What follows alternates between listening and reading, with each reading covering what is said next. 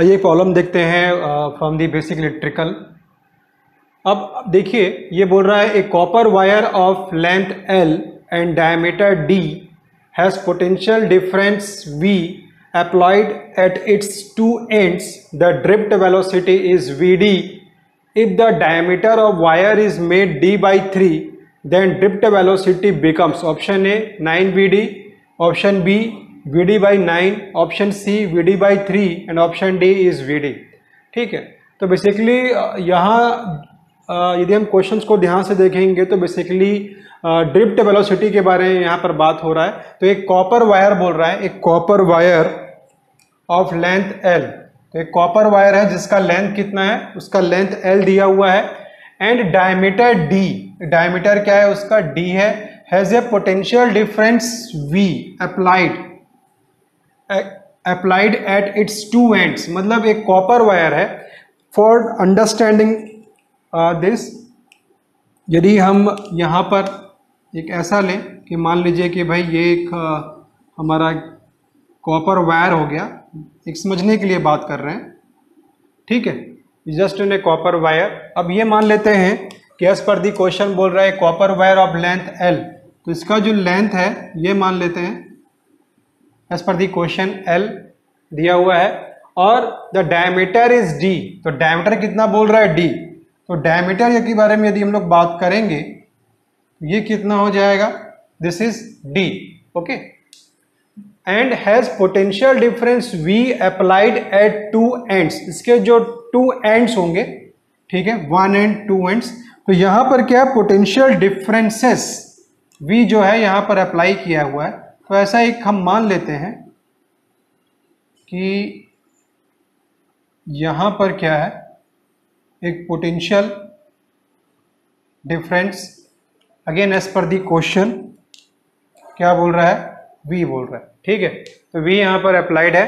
The drift velocity is Vd, ठीक है। तो ड्रिफ्ट वेलोसिटी क्या बोल रहा है, Vd। If the diameter of wire is made D by 3, मतलब डायमीटर में क्या हो रहा है, यहाँ पर डायमीटर में यहाँ पर वेरिएशन हो रहा है, ठीक है, मतलब डिक्रीज हो रहा है। D by 3 मतलब क्या हो रहा है, डिक्रीज हो रहा है। देन ड्रिफ्ट वेलोसिटी बिकम्स, तो मतलब यहाँ पर बात हो रही है कि भाई एक कॉपर वायर है जिसका लेंथ L है, जिसका डायमीटर D है, और जो वो कॉपर वायर है उसमें उसके जो टू एंड्स हैं उसके क्रॉस में एक सप्लाइड वोल्टेज दिया हुआ है V। तो ये बोल रहा है कि भाई बताइए यदि हम इस डायमीटर को चेंज करते हैं और डायमीटर को कितना करते हैं, यहाँ पर D by 3 कर देते हैं, तो ड्रिफ्ट वेलोसिटी कितना हो जाएगा, ठीक है। तो इसका मतलब ये है कि in some way we need to find the relationship for the drift velocity and the diameter, right, because यहाँ पर कहीं पर भी लेंथ के बारे में बात नहीं हो रही है, डायमीटर के वेरिएशंस के बारे में बात हो रहा है। तो basically we need relationship between the diameter and the between the drift velocity and the diameter, ठीक है। तो यदि हम बेसिक एक्सप्रेशन में जाएं तो हमको ये मालूम है कि करंट जो फ्लो होगा कंडक्टर में we can define is given as N E A V D, okay.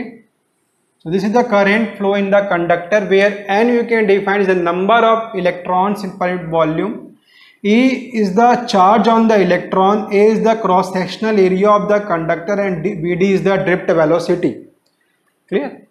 So further if we solve this, then we can say we can write this is given as the V by R, which will equal to, this is given as the N E A Vd, right?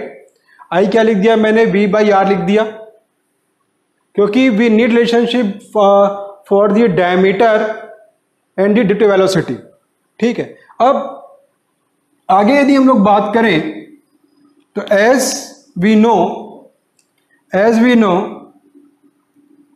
R resistance we can define as the rho L by A, we can say rho L by A, we can say resistivity, length and the cross sectional area.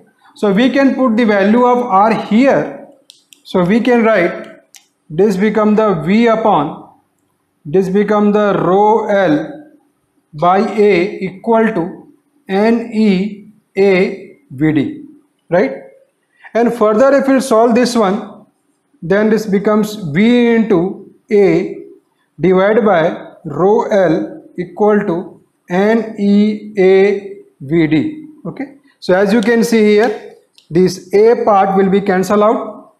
So if we'll see, the remaining part will be, so this will be given as V by rho L equal to NEVD. So we can write here the VD will be equal to this given the V upon N E rho and L. So अभी आप देखें यहाँ पर यदि हम इस expression को ध्यान से देखें, so this is the drift velocity, this is the applied voltage, number of electrons, charge on the electrons, resistivity and the length of the conductor. तो अब यहां पर यदि आप गौर से देखोगे इस इक्वेशन को, तो यहां पर कहीं पर भी डायमीटर का टर्म नहीं आ रहा है, मतलब क्रॉस सेक्शनल एरिया ही नहीं आ रहा है. यदि ये क्रॉस सेक्शनल एरिया वाला टर्म यहां पर कैंसल आउट नहीं हुआ होता ना, तो डेफिनेटली यहां एक्सप्रेशन में क्रॉस सेक्शनल एरिया की वजह से डायमीटर आया होता. पर चूंकि डायमीटर का पार्ट ही यहां पर नहीं है, इसलिए डायमीटर में कितना भी हम वेरिएशन करेंगे तो उसका कोई भी इफेक्ट ड्रिफ्ट वेलोसिटी पर हमको देखने को नहीं मिलेगा. क्लियर है? तो मेन जो यहां पर से हमारा कंक्लूजन पॉइंट निकल के आ रहा है कि जैसा क्वेश्चन में यहां पर डिफाइंड है कि यदि हमारा कोई वायर है और यदि अब उस वायर के डायमीटर में कोई वेरिएशंस यहां पर से करेंगे तो उसका कोई भी इफेक्ट हमको ड्रिफ्ट वेलोसिटी में देखने को हमको नहीं मिलेगा. क्लियर है? ठीक है.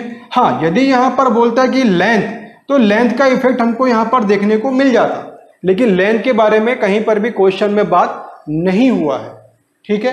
तो इसीलिए इस क्वेश्चन का जो आंसर क्या होगा कि चूंकि डिपेंड ही नहीं कर रहा इक्वेशन में कहीं पर भी क्रॉस सेक्शनल एरिया या फिर कोई भी टर्म्स ऑफ डायमीटर एग्जिस्ट ही नहीं कर रहा है, इसलिए VD जो रहेगा, जो ड्रिफ्ट वेलोसिटी रहेगा, that will be totally independent with the diameter.